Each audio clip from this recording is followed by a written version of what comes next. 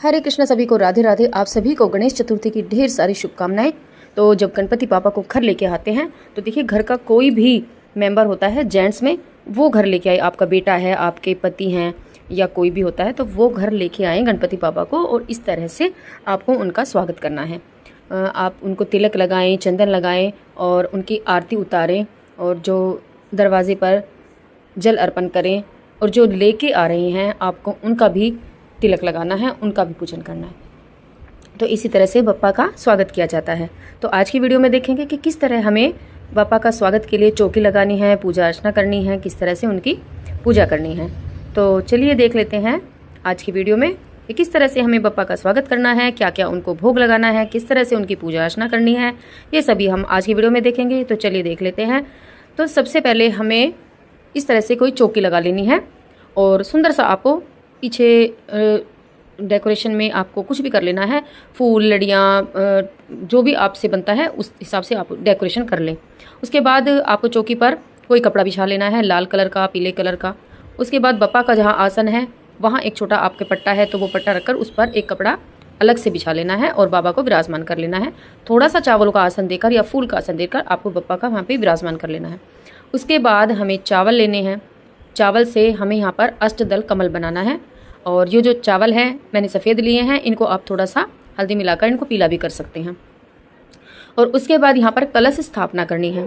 तो कलश स्थापना जब हम करते हैं तो आप पीतल का लोटा ले लें या फिर मिट्टी का कलश भी ले सकते हैं। बस ध्यान रहे कि स्टील का कलश आपको नहीं लेना है। और जब हम यहाँ पर कलश स्थापना करते हैं तो कलश में डालने के लिए भी कुछ सामान हमें लेना पड़ता है। तो जब हम बप्पा का पूजन करते हैं तो देखिए, ये जो हमने बप्पा की मूर्ति हम लेके आए हैं, ये इको फ्रेंडली हैं और इनका हम विसर्जन कर देंगे। तो हमारे घर में सदा विराजमान रहें गणपति बाबा, उनका पूजन, उसके लिए आपको अपने मंदिर में जो विराजमान है मूर्ति गणेश जी की, वो आपको अवश्य लेनी है, और उनका भी आपको साथ साथ पूजन करना है। तो हमने अपने मंदिर से अपने गणपति बाबा को भी यहाँ पर विराजमान कर दिया है।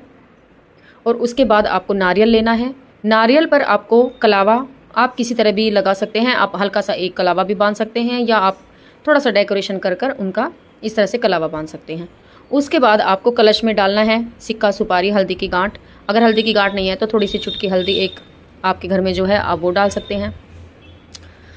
उसके बाद आपको 5 पल्लव लगाने हैं। 5 पल्लव आप आम के पत्तों का लें तो ज़्यादा बेहतर है। इसके अलावा आप अशोका के ले सकते हैं, लेकिन आम के ज़्यादा शुभ माने जाते हैं, तो आम के अगर हो सके तो आम के लिए। और उनको आपको सभी को तिलक अर्पित करना है, तिलक लगाना है सभी पत्तियों पर। चंदन से तिलक लगा दें, रोली से तिलक लगा दें, और इस तरह से तिलक लगाकर आपको कलश में 5 पल्लव ये इस तरह से एक डाली लगा देनी है, जिसमें 5 पत्ते हो, 7 पत्ते हो, 11 पत्ते हो। उसके बाद आपको कलश के ऊपर नारियल लगा देना है। नारियल का मुख या तो आप अपनी तरफ करें या आप ऊपर की तरफ करें। उसके बाद सबसे पहले आपको यहाँ पर अपना दीपक विराजमान कर लेना है, दीपक को प्रज्वलित कर लेना है, क्योंकि अग्निदेव है। तो अग्नि देवता का यहाँ हमारे साक्षी होते हैं कि हमारी पूजा के, तो उनको आपको सबसे पहले प्रज्वलित कर लेना है। और उसके बाद हमें एक लोटा जल लेना है। और देखिए, सबसे पहले होता है कि यहाँ पर हमें सबका स्नान करा लेना है। लेकिन आपको क्या करना है, गणेश जी भगवान जो अपने मंदिर वाले गणेश जी भगवान लिए हैं, उनके साइड में आपको रिद्धि और सिद्धि, उनकी दोनों पत्नियां हैं, तो उनको भी यहाँ पर विराजमान कर लेना है। और उसके लिए आप उनको थोड़ा थोड़ा चावलों का आसन दें, और उसके बाद आप सुपारी से उनको रिद्धि सिद्धि का यहाँ पर आगमन कर सकते हैं, सुपारी के रूप में उनको विराजमान कर सकते हैं। तो सुपारी मैंने दोनों साइड यहाँ रख दी है और उनको यहाँ पर विराजमान कर दिया है। और उसके बाद सभी का आपको भाव रूप से स्नान कराना है।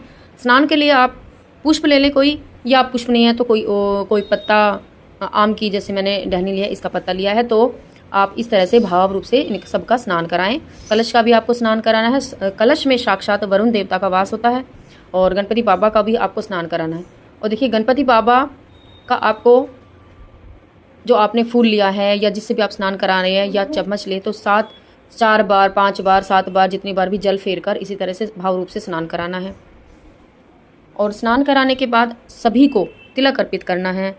जो गणपति बाबा को हमने विराजमान किया है उनको आपको तिलक करना है। जो कलश है हमारे साक्षात वरुण देवता हैं, उनको आपको तिलक करना है। जो हमने अपने मंदिर से गणपति बाबा यहाँ पे विराजमान किए हैं, उनको तिलक करना है। रिद्धि सिद्धि को तिलक करना है।